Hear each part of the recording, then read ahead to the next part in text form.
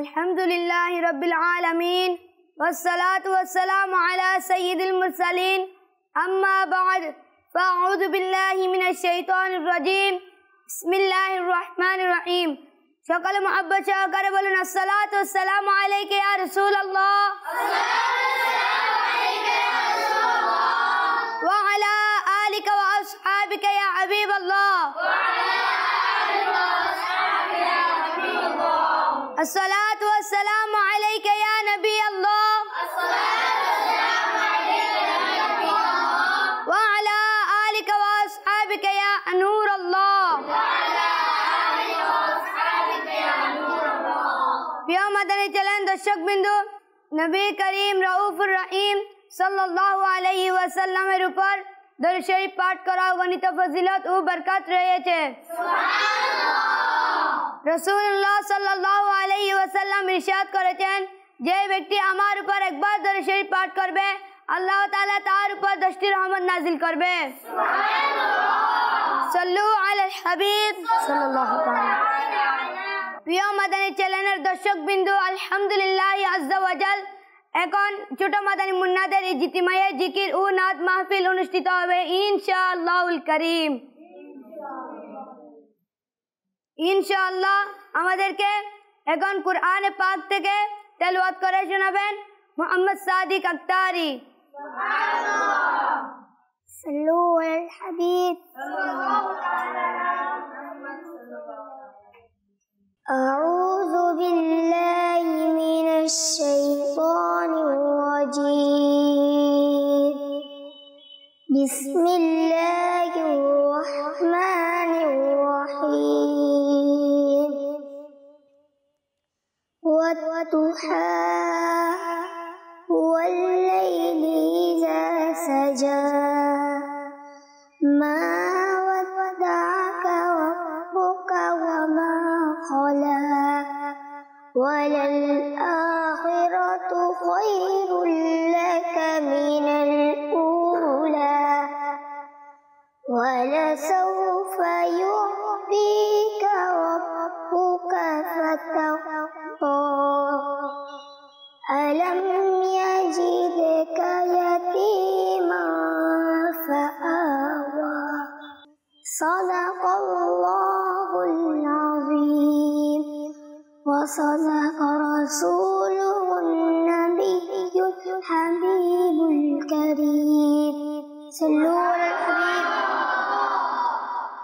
মাশাআল্লাহ, আমাদেরকে অনেক সুন্দর করে কুরআনে পাক থেকে তেলাওয়াত করে শুনিয়েছেন ছোট মাদানী মুন্না মোহাম্মদ সাদিক আক্তারি। সুবহানাল্লাহ। ইনশাআল্লাহুল করিম আমাদেরকে এখন নাতে রাসূল সাল্লাল্লাহু আলাইহি ওয়াসাল্লাম পাঠ করে শোনাবেন ছোট মাদানী মুন্না মোহাম্মদ ইয়ামিন আক্তারি। সুবহানাল্লাহ। আসুন প্রিয় প্রিয় ইসলাম ভাইয়েরা, আমরা নাতে রাসূল সাল্লাল্লাহু তাআলা আলাইহি ওয়াসাল্লাম শ্রবণ করার পূর্বে ভালো ভালো নিয়ত করে নিই। আমি নিয়ত করছি যে আল্লাহ তাআলা এবং তার প্রিয় হাবিব সাল্লাল্লাহু তাআলা আলাইহি ওয়াসাল্লামের সন্তুষ্টির উদ্দেশ্যে নাতে রাসূল পাঠ করব। সাল্লি আলা রাসূলিনা সাল্লি আলা মুহাম্মাদিন পড়িয়ে সাল্লি হাবিবেনা সাল্লি আলা हम भी मदीने जाएंगे आज नहीं तो कल सही आका हमें बुलाएंगे हमें बुलाएंगे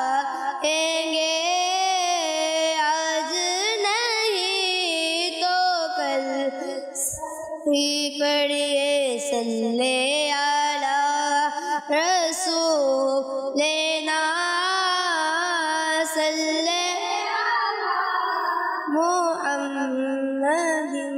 वो जो ना दे तो कुछ ना था, वो जो ना हो तो कुछ ना हो, जाने है वो जहाने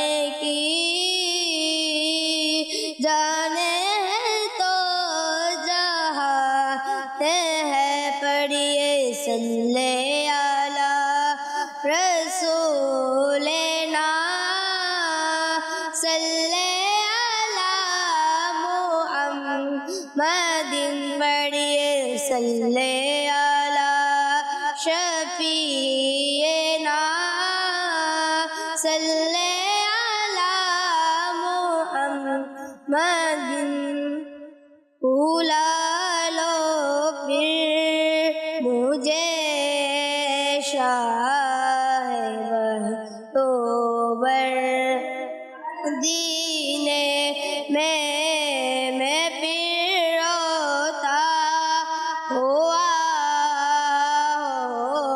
تیرے در پر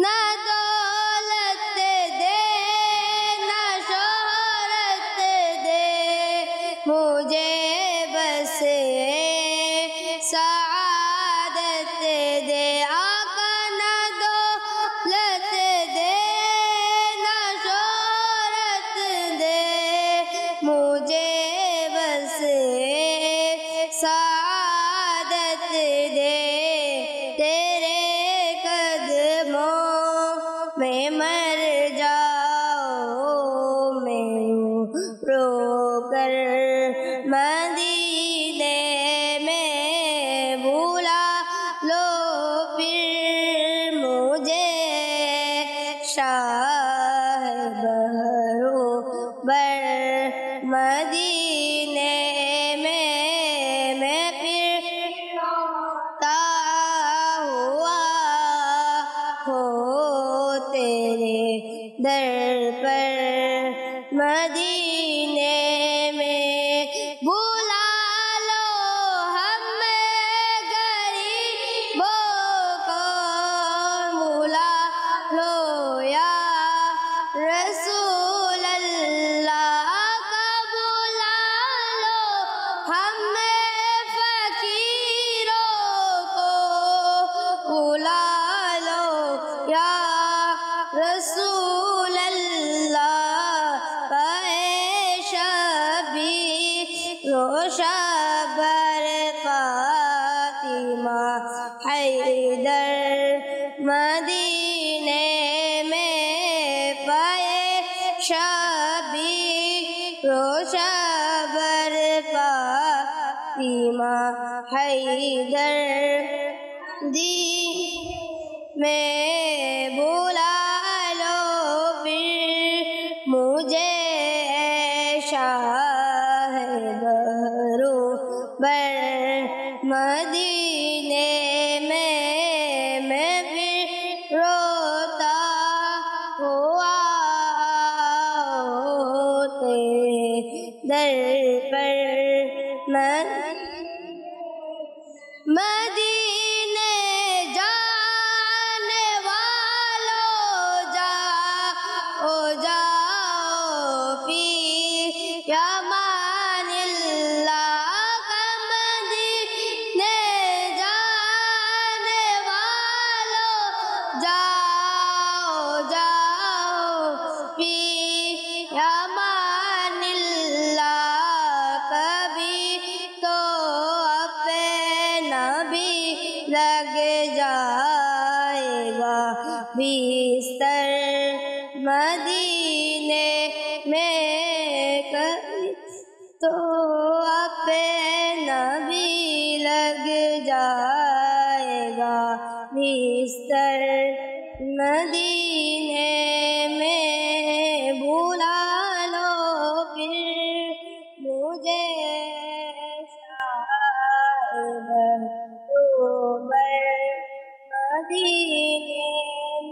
মাশাআল্লাহ আমাদেরকে অনেক সুন্দর করে ছোট মাদানী মুন্না মোহাম্মদ ইয়ামিন আক্তারি নাতে রাসূল শুনিয়েছেন। ইনশাআল্লাহুল করিম আমাদের মাঝে সুন্নাত ভরা বয়ান নিয়ে আসবেন মোহাম্মদ হামিম আক্তারি। আলহামদুলিল্লাহি রাব্বিল আলামিন والصلاة والسلام على سيد المرسلين أما بعد فأعوذ بالله من الشيطان الرجيم بسم الله الرحمن الرحيم شاء محبت شاكر بلي الصلاة والسلام عليك يا رسول الله وعلى آلك وأصحابك يا حبيب الله الصلاة والسلام عليك يا نبي الله وعلى آلك وأصحابك يا نور الله দরুদ শরীফ পাঠ করার অগণিত ফজিলত ও বরকত রয়েছে। রাসূল সাল্লাল্লাহু তাআলা আলাইহি ওয়া আলিহি ওয়াসাল্লাম ইরশাদ করেছেন, যে ব্যক্তি সারা দিনে আমার উপর 50 বার দরুদ শরীফ পাঠ করবে, আমি কিয়ামতের দিন তার সাথে মুসাফাহ করব। সাল্লু আলাল হাবিব। প্রিয় মাদানী মুন্নারা, ইনশাআল্লাহ আজ্জা ওয়া জাল আমরা বয়ান শোনার আগে নিয়ত করে নিই। প্রিয় নবী সাল্লাল্লাহু আলাইহি ওয়া আলিহি ওয়াসাল্লাম ইরশাদ করেন, আফদালুল আমালি আন-নিয়াতুস সাদিকা, অর্থাৎ সত্য নিয়ত সবচেয়ে উত্তম আমল। হে আশিকানে রাসূল, প্রতিটি কাজের পূর্বে ভালো ভালো নিয়ত করার অভ্যাস গড়ে তুলুন, কেননা ভালো নিয়ত বান্দাকে জান্নাতে প্রবেশ করে দেয়।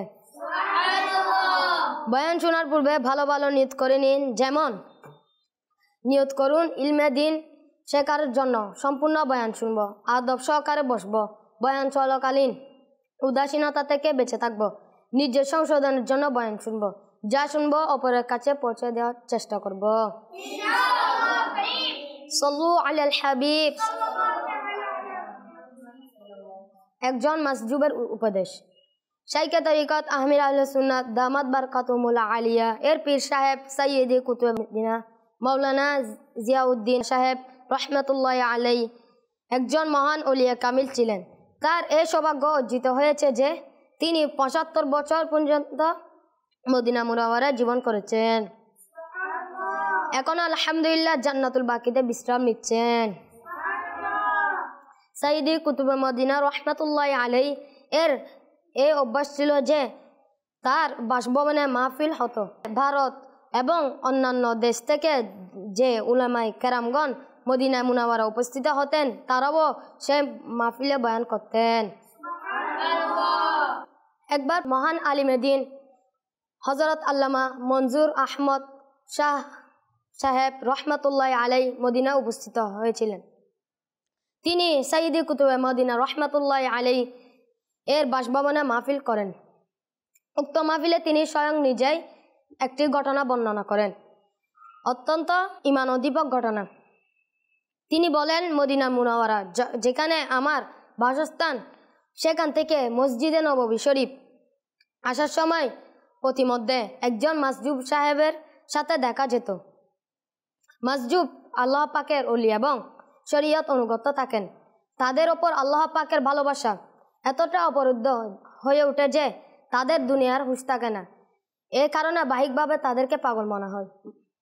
যাক, আল্লামা মনজুর আহমদ শাহ সাহেব রহমতুল্লাহ আলাই বলেন, মাসজুব সাহেব রাস্তায় দেখা যেত, কিন্তু কখনো তার সাথে কোনো বিষয়ে মনোযোগ দেওয়া হয়নি। আমি তাকে কোনো সাধারণ পাগল মনে করে পাশ দিয়ে কাটিয়ে চলে যেতাম। একদিন রাজাতুল জান্নাহ জান্নাতের বাগান অর্থাৎ প্রিয় নবী মাদানী মুস্তাফা সাল্লাল্লাহু আলাইহি ওয়া আলিহি ওয়াসাল্লাম এর রওজা মুবারক ও মিম্বর শরীফের মধ্যবর্তী স্থানে উপস্থিত হওয়ার সৌভাগ্য অর্জিত হলো। সেখানে সৌভাগ্য অর্জন করার পর জান্নাতুল বাকিতে চলে গেলাম। এমন তো অবস্থায় অন্তরের ধারণা জমল যে সুবহানাল্লাহ, মদিনা শরীফ সেই বরকতময় শহর যেখানে দুইটি জান্নাত রয়েছে, একটি রওজাতুল জান্নাহ আর দ্বিতীয়টি হলো জান্নাতুল বাকি। এরকম কথা ভাবতে ভাবতে আমি আমার বাসস্থানের দিকে যাচ্ছিলাম। পথে সেই মাসজুব সাহেবের পাশে দিয়ে অতিক্রম করলাম। তিনি আমাকে ডাকলেন, ভাই এদিকে এসো। আমি তার কথা শুনে আমি তার কাছে চলে আসলাম। তিনি তার হাত আমার কাঁধে রাখলেন, বললেন, মহান আল্লাহর শপথ, আল্লাহ পাক জীবিত এবং তার দান ক্রমে প্রিয় রাসূল সাল্লাল্লাহু আলাইহি ওয়া আলিহি ওয়াসাল্লাম ও জীবিত। মহান আল্লাহর শপথ, আল্লাহ পাকও দেখছেন এবং তার দান ক্রমে প্রিয় রাসূল সাল্লাল্লাহু আলাইহি ওয়া আলিহি ওয়াসাল্লাম ও দেখছেন। এই শপথ গ্রহণের পর তিনি বললেন, আল্লাহ পাকের শপথ, সমগ্র মদিনা শরীফও এই শুধু দুইটি জান্নাত নয়, বরং মদিনা শরীফ হলো জান্নাতুল ফিরদাউস। মাওলানা মনজুর আহমদ শাহ রহমতুল্লাহ আলাই উক্ত ঘটনাটি সাইয়্যিদে কুতুবে মদিনা রহমতুল্লাহ আলাই এর সামনে মাহফিলের মধ্যে বর্ণনা করলেন। তখন লোকদের সেই মাসজুব সাহেবের রহমতুল্লাহ আলাই এর সাথে সাক্ষাৎ করার আগ্রহ জন্মালো, কিন্তু অনেক খোঁজাখুঁজির পরও তাকে কোথাও পাওয়া গেল না। সল্লু আলাল হাবিব। প্রিয় ইসলামী ভাইরা, মদিনা তো মদিনায়, মদিনা শরীফে কি অন্যান্য মহিমা! সত্যি মদিনা মুনাওয়ারা আশিকের জান্নাত। জান্নাত কিসের দ্বারা নির্মিত? প্রিয় ইসলামী ভাইরা, সেই মাসজুব সাহেব রহমতুল্লাহ আলী মদিনা শরীফের জান্নাতুল ফিরদাউস বলেছেন। হতে পারে মনে প্রশ্ন জাগবে যে মদিনা কিভাবে জান্নাত হতে পারে। এটা কোনো কঠিন বিষয় নয়, আমরা একটু মনোযোগ দিলেই ইনশাআল্লাহ ব্যাপারটি বুঝতে পারবো। ইমাম বুখারী রহমতুল্লাহ আলাই এর শিক্ষকদের শিক্ষক মুহাদ্দিস আব্দুর রাজ্জাক রহমতুল্লাহ আলাই একটি হাদিস উল্লেখ করেছেন, অত্যন্ত প্রসিদ্ধ হাদিস। সাহাবিয়ে রসুল হযরত জাবির রাদিয়াল্লাহু তাআলা আনহু নববী দরবার উপস্থিত হইলেন, বললেন, ইয়া রাসূলুল্লাহ সাল্লাল্লাহু আলাইহি ওয়া সাল্লাম, আল্লাহ পাক সর্বপ্রথম কি সৃষ্টি করেছেন? নূরানী নবী মক্কি মাদানী মুস্তাফা সাল্লাল্লাহু আলাইহি ওয়া সাল্লাম ইরশাদ করলেন, হে জাবির, আল্লাহ পাক সর্বপ্রথম যে জিনিস সৃষ্টি করেছেন তা হলো তোমার নবী রাসূল হাশিমি সাল্লাল্লাহু আলাইহি ওয়া সাল্লাম এর নূর মুবারক। রাসূল কারীম সাল্লাল্লাহু আলাইহি ওয়া সাল্লাম আরো বললেন, আল্লাহ পাক সেই নূর সৃষ্টি করেন 12 বছর পর সান্নিধ্য করে দান করেছেন। অতঃপর সেই নূর 4টি অংশ করেছেন। তার 3 অংশ দ্বারা আরশ, কুরস এবং আরশের বহনকারী ফেরেশতা সৃষ্টি করেছেন এবং সেই নূরের 4টা অংশকে আবার 12,000 বছর পর্যন্ত ভালোবাসার স্থানে রাখেন। তারপর 12,000 বছর পর সেটা 4 ভাগে ভাগ করেন এবং একটি অংশ দ্বারা কলম এবং একটি অংশ দ্বারা লৌহ এবং আরেকটি অংশ দ্বারা জান্নাত তৈরি করেন। সুবহানাল্লাহ। হে আশিকানে মদিনা, একটু ভাবুন, যা জান্নাত, যা রহমতের স্থান, জান্নাত যার প্রতিশ্রুতি নেককার লোকদের সাথে করা হয়েছে, যার নূর একটি অংশ দ্বারা তৈরি, সেই নূরানী মুস্তাফা সাল্লাল্লাহু আলাইহি ওয়া সাল্লাম এর নূরানী শহর স্বয়ং নিজে আরাম করছেন, তাকে মদিনা বলা হয়। তাহলে কেন প্রেমিকরা বলবে না যে সমগ্র মদিনায় জান্নাতুল ফিরদাউস? যেখানে প্রিয়তম সেখানে জান্নাত। প্রিয় ইসলামী ভাইয়েরা, এখানে এই বিষয়টি মনে রাখবেন যে আরশ, কুরস ও লৌহ এবং কলম জান্নাত এবং সেখানকার সমস্ত নিয়ামতগুলো আমাদের প্রিয় নবী সাল্লাল্লাহু আলাইহি ওয়া সাল্লাম এর নূর দ্বারা সৃষ্ট। সেই যতগুলো মর্যাদা লাভ করেছে তাও আমাদের প্রিয় নবী মক্কি মাদানী মুস্তাফা সাল্লাল্লাহু আলাইহি ওয়া সাল্লাম এর উসিলায়। দেখুন, আল্লাহ পাক পবিত্র কোরআনে ইরশাদ করেন, পারা 30 সূরা বালাদ আয়াত 1, বিসমিল্লাহির রহমানির রহিম, লা উকসিমু বিহাদাল বালাদ। কানজুল ঈমান থেকে অনুবাদ, আমার এই শহরের শপথ। উক্ত আয়াতে মহান আল্লাহ পাক মক্কার শপথ করেছেন। সর্বোপরি মক্কা শরীফের কেন এই মর্যাদা দান করা হলো? কেন? সাফা মারওয়ায় রয়েছে, তাই এখানে মিনা আছে, এখানে মুজদালিফা আছে, আরফাতে ময়দান আছে, এখানে হাজিরা হজ করেন, এখানে তাওয়াফ করেন। মক্কা শরীফে হাজারো বৈশিষ্ট্য, সেই বৈশিষ্ট্যগুলোর কারণে কি সেই সৌভাগ্য দান করা হয়েছে? না না না। আল্লাহ পাক বলেন, পারা 30 সূরা বালাদ আয়াত 2, বিসমিল্লাহির রহমানির রহিম, ওয়া আনতা হিল্লুম বিহাযাল বালাদ। কানজুল ঈমান থেকে অনুবাদ, যেহেতু হে মাহবুব আপনি ওই শহরে তাশরিফ রেখেছেন। অর্থাৎ আল্লাহ পাক এই পবিত্র শহরের শপথ এই জন্য করেছেন কারণ এই শহর আল্লাহ প্রিয় হাবিব সাল্লাল্লাহু আলাইহি ওয়া সাল্লাম এর কদম চুম্বন করেছে। সুবহানাল্লাহ। জানা গেল ফজিলত আসল মান হলো ফজিলতপূর্ণ আকা আল্লাহর হাবিব সাল্লাল্লাহু আলাইহি ওয়া সাল্লাম এর বরকতময় অস্তিত্ব। যতক্ষণ পর্যন্ত তিনি সাল্লাল্লাহু আলাইহি ওয়া সাল্লাম মক্কায় ছিলেন, মক্কা উত্তম ছিল। যতক্ষণ তিনি মদিনা তাশরিফ নিয়ে আসেন, ততক্ষণ মদিনা উত্তম হয়ে যায়। যখন তিনি সাল্লাল্লাহু আলাইহি ওয়া সাল্লাম জান্নাতে তাশরিফ নিয়ে যাবেন, তখন জান্নাত উত্তম হয়ে যাবে। এখন পর্যন্ত যেহেতু রাসূল সাল্লাল্লাহু আলাইহি ওয়া সাল্লাম মদিনা অবস্থান করেছেন, পবিত্র কোরআন মদিনার কল্যাণে আলোচনা। প্রিয় ইসলামী ভাইরা, মদিনা মুনাওয়ারা অত্যন্ত উচ্চ মর্যাদাপূর্ণ শহর। আল্লাহ পাক পবিত্র কোরআনের অসংখ্য জায়গায় এর কল্যাণময় আলোচনা করেছেন, যেখানে পবিত্র কোরআন একটি জায়গায় মদিনা মুনাওয়ারাকে মুদখলা সিদ্দিক অর্থাৎ প্রবেশের সত্য স্থান বলা হয়েছে। অপর এক স্থানে মদিনা মুনাওয়ারাকে দারুল হিজরত অর্থাৎ হিজরতের স্থান বলা হয়েছে। দারুল ইমান অর্থাৎ ইমানের ঘর বলা হয়েছে। আর একটি স্থানে এই বরকতময় শহরকে হাসানা অর্থাৎ সুন্দর বলা হয়েছে। সল্লু আলাল হাবিব। মদিনা হলো আল্লাহর ভূমি। অনুভাবে মদিনা মুনাওয়ারা একটি মহান গুরুত্বপূর্ণ ফজিলত হলো আল্লাহ পাক কোরআনের মধ্যে সেটাকে আল্লাহর ভূমি বলে আখ্যায়িত করেছেন। সুতরাং ইরশাদ করলেন পারা 5 সূরা নিসা আয়াত 97, বিসমিল্লাহির রহমানির রহিম, আলাম তাকুন আরদুল্লাহি ওয়াসিআতান ফাতুহাজিরু ফিহা। কানজুল ইমান থেকে অনুবাদ, আল্লাহর জমিন কি প্রশস্ত ছিল না যে তোমরা তাতে হিজরত করতে। উলামায়ে কেরাম বলেন উক্ত আয়াতটি দ্বারা উদ্দেশ্য হলো মদিনা শরীফ। তদরূপ আরেকটি স্থানে আল্লাহ পাক মদিনা মুনাওয়ারাকে আমার ভূমি বলে ইরশাদ করেন। পারা 21 সূরা আনকাবুত আয়াত 56, ইয়া ইবাদিয়াল্লাযীনা আমানু ইন্না আরদি ওয়াসিআতুন ফাইয়্যায়া ফা'বুদুন। কানজুল ইমান থেকে অনুবাদ, আমরা বান্দারা যার ইমান এনেছ নিশ্চয় আমরা পৃথিবীর সমস্ত, সুতরাং আমরাই ইবাদত করব। তাফসীর সিলাতুল জিনানে রয়েছে উক্ত আয়াতটি মক্কা শরীফে সেই দুর্বল মুসলমানদের পক্ষে নাজির হয়েছিল যারা সেখানে থেকে ইসলাম প্রকাশ বিপদ ও কষ্টের সম্মুখীন ছিল।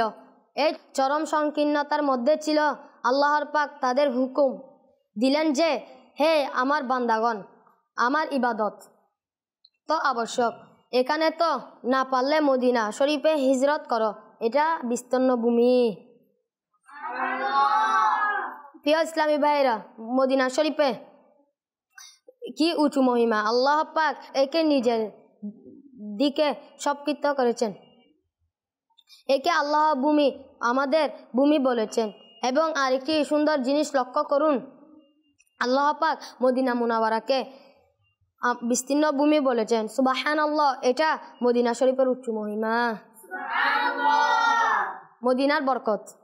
প্রিয় ইসলামী ভাইরা, হে মদিনা প্রেমিকগণ, আলহামদুলিল্লাহ মদিনা খুবই বরকতময় স্থান। আসুন মদিনায় কর্তৃপয় বরকত শোনার সৌভাগ্য লাভ করি। মদিনা শরীফের সবচেয়ে গুরুত্বপূর্ণ বরকত হলো এখানকার মধ্যে প্রতিটি বস্তের মধ্যে দ্বিগুণ বরকত রয়েছে। সুতরাং সাহাবিয়ে রাসূল হযরত আনাস বিন মালিক রাদিয়াল্লাহু আনহু থেকে বর্ণিত, প্রিয় নবী সাল্লাল্লাহু আলাইহি ওয়াসাল্লাম মদিনা শরীফের জন্য এভাবে দোয়া করেছেন, আল্লাহুম্মা জাআল বিল মাদিনাতি দু'ফাই মা জাআলতা বিকাম্মাতি মিনাল বারকাত, অর্থাৎ হে আল্লাহ পাক, যত বরকত তুমি মক্কায় রেখেছ তার চেয়ে দ্বিগুণ বরকত মদিনায় দাও। বরকতময় দ্বারা উদ্দেশ্য বাহিক ও অভ্যন্তরীণ উভয় বরকত, অর্থাৎ দুআয়ে মুস্তাফা সাল্লাল্লাহু আলাইহি ওয়াসাল্লাম অর্থ হলো হে আল্লাহ পাক, মদিনার ইবাদত, মদিনা রিজিকের মক্কা শরীফের তুলনায় দ্বিগুণ বরকত দান করুন। প্রসিদ্ধ মুফাসসির কুরআন হাকিমুল উম্মত মুফতি আহমদ ইয়ারকান নয়বী রহমাতুল্লাহি আলাইহি বলেন, মদিনা শরীফে রিজিকের বরকত তো আজও দেখা যাচ্ছে যে সেখানে সব ধরনের ফলমূল পাওয়া যায়। সেখানকার আবহাওয়া এমন মধুময় যে সেখানে মক্কা শরীফের এমন নয়। এবং ভালোবাসার সিদ্ধান্ত হলো মক্কার ইবাদত সওয়াব যদি বেশি, সেখানকার প্রত্যেকটি নামাজ সওয়াব 1,00,000-এর সমান, কিন্তু মদিনার ইবাদতে আল্লাহ পাক সান্নিধ্য অধিক লাভ হয়, সেই ইবাদত মর্যাদা অতি উচ্চ। মন বাসনা পূর্ণ স্থান। প্রিয় ইসলামী ভাইরা, মদিনা শরীফ বরকতময় বরকতের মধ্যে অন্যতম একটি বরকত হলো এটি সেই বরকতময় শহর যেখানে মন বাসনা পূর্ণ হয়। এটি সত্য বাস্তব। মদিনার ডাক আসার এই বিষয়ে লক্ষণ যে বান্দার ভাগ্য খুলে গেছে। এখন মন বাসনা পূরণ, মুসিবত হওয়ার দূর, এই বিপর্যয় দূর হওয়ার মনি ধন্য মাহিনদ্দা এসেছে। যারা মদিনায় গেছে একটু তাদের জিজ্ঞাসা করুন। সেখানে একবার দুইবার নয় এবং বরং বারবার এমন হয় কেবল অন্তরে ধারণা আসে, সঙ্গে সঙ্গে মন বাসনা পূরণ হয়ে যায়। কোনো বিপদ এলে, কোনো সমস্যায় পড়ে গেলে শুধু ইয়া রাসূলুল্লাহ বলা দেরি, বিপদ দূর হওয়ার দেরি নয়। মনোবাসনা পূর্ণ হওয়ার সংক্ষিপ্ত ঘটনা। ইমাম তারবানী রহমাতুল্লাহ আলাইহি তার দুই বন্ধু নিয়ে মদিনা শরীফে উপস্থিত হন। 2 দিন ধরে ক্ষুধার্ত ছিলেন, খাবার খাননি। নবীর দরবারে আরজ করলেন, প্রিয় নবী মাদানী মুস্তাফা সাল্লাল্লাহু আলাইহি ওয়াসাল্লাম কারো সামনে এসে তাকে খাবার পৌঁছার নির্দেশ দিলেন। হযরত আহমদ বিন নাসিব রহমাতুল্লাহ আলাইহি নবীর দরবারে পৌঁছলেন। ক্ষুধা লেগেছে। মক্কি মাদানী মুস্তাফা সাল্লাল্লাহু আলাইহি ওয়াসাল্লাম এর দরবারে আরজ করলে কিছু সময় যেতে না যেতেই একজন লোক আসলো, সাথে নিয়ে ঘরে গেল, উন্নত মানের খাবার পরিবেশন করলো এবং বলল, পরিতৃপ্ত হয়ে খেয়ে নেই, কারণ মক্কি মাদানী মুস্তাফা সাল্লাল্লাহু আলাইহি ওয়াসাল্লাম আমাকে আপনাদের অতিথি হিসেবে নির্দেশ দিয়েছেন। হযরত আহমদ বিন মোহাম্মদ সুফি রহমাতুল্লাহ আলাইহি পায়ে হেঁটে মদিনা পৌঁছেন। জঙ্গল অতিবাহিত করার সময় অসুবিধার সম্মুখীন হন। যখন রওজা শরীফে পৌঁছেন তখন সালাম আরজ করলেন, তারপর ঘুমিয়ে গেলেন। ঘুমানোর সাথে সাথে তার ঘুমন্ত ভাগ্য জাগ্রত হয়ে প্রিয় নবী সাল্লাল্লাহু আলাইহি ওয়াসাল্লাম সামনে তাশরিফ নিয়ে আনলেন, করুণা করলেন এবং খরচের জন্য দিরহাম ও অর্থাৎ রূপমুদ্রা দান করলেন। তদুরূপ হযরত আবুল খায়ের রহমাতুল্লাহ আলাইহি নবীর দরবারে উপস্থিত হয়ে আরজ করলেন, হে আল্লাহর রাসূল সাল্লাল্লাহু আলাইহি ওয়াসাল্লাম, আমি আপনার অতিথি। এই কথা বলে মিম্বর শরীফের কাছে গিয়ে ঘুমিয়ে পড়লেন। মাথার চোখ বন্ধ হয়ে হলো, অন্তরের চোখ খুলে গেল। মক্কি মাদানী তাজেদার সাল্লাল্লাহু আলাইহি ওয়াসাল্লাম স্বপ্নে এলেন, তার প্রেমিকদের ওপর করুণা করলেন, খাবারের জন্য রুটি দান করলেন। অর্ধেক রুটি স্বপ্নে খেয়ে নিলেন। যখন ঘুম থেকে জাগ্রত হলেন তখন অবশিষ্ট অর্ধেক রুটি হাতে ছিল। প্রসিদ্ধ মুফাসসিরে কুরআন মুফতি আহমদ ইয়ারকান নয়মি রহমাতুল্লাহ আলাইহি যখন মদিনা শরীফে উপস্থিত হন তখন তার সেখানে একটি কলম খুব পছন্দ হয়। তিনি এটি কিনতে চান, কিন্তু তার কাছে পর্যাপ্ত পরিমাণে অর্থ ছিল না। সুতরাং তিনি নবীর দরবারে আরজ করলেন ও অনুরোধ পেশ করে বাসভবনে ফিরে গেলেন। কিছুক্ষণ পরে তার একজন বন্ধু এলেন, তার হাতে সেই কলমটি ছিল। এসে মুফতি সাহেবকে পেশ করলেন, বললেন, এটি আমার থেকে আপনার জন্য উপহার এনেছি। মুফতি সাহেব বললেন, আমি মক্কি মাদানী তাজেদার সাল্লাল্লাহু আলাইহি ওয়াসাল্লাম এর দান মনে করে রেখে দিলাম এবং নিয়ত করলাম এই কলম দিয়ে পবিত্র কোরআনের তাফসীর লিখব। সাল্লু আলাল হাবিব সাল্লাল্লাহু আলাইহি ওয়াসাল্লাম। প্রিয় ইসলাম ভাইরা, জিকিরের সময় হয়ে গেছে। আমরা চোখ কুটু বন্ধ করে মদিনা শরীফকে ধ্যান করে করে কয়েকবার সালাতু সালাম পাঠ করি। আসসালাতু ওয়াসসালামু আলাইকা ইয়া রাসূলুল্লাহ, আসসালাতু ওয়াসসালামু আলাইকা ইয়া হাবিবাল্লাহ, আসসালাতু ওয়াসসালামু আলাইকা ইয়া নবিয়াল্লাহ ওয়া আলা আলিকা ওয়া আসহাবিকা ইয়া নূরুল্লাহ। হাসবি রব্বি জাল্লাল্লাহ মা ফি কলবি গায়রুল্লাহ। নূর মুহাম্মদ সাল্লাল্লাহ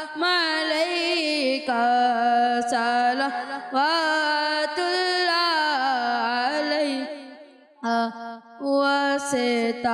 وستعالے نبی کا صدقہ خیر النساء کا عرش ہی دے کربلا کا غم نہ ہو روز جزا کا یا نبی سلام علیکہ یا رسول سلام علیکہ یا حبیب سلام علیکہ صلوات اللہ علیکہ جی سہانی گانی چمکاتے باکا چا جی سہانی